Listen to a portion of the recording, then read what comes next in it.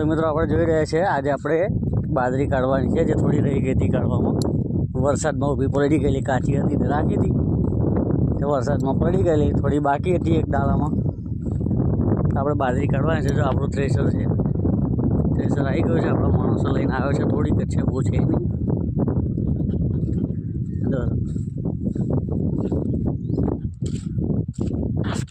જો આપણો કપાસ મોટો થઈ ગયો છે. અત્યારે હવે 1-2 દિવસમાં નિંદામણનું કામ ચાલુ કરવાનું છે.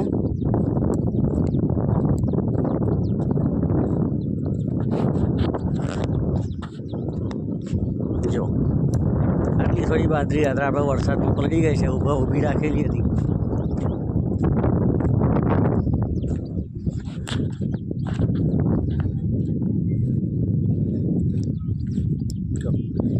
જો મિત્રો 5 મિનિટમાં આપણે બાજરી કાઢીને તૈયાર.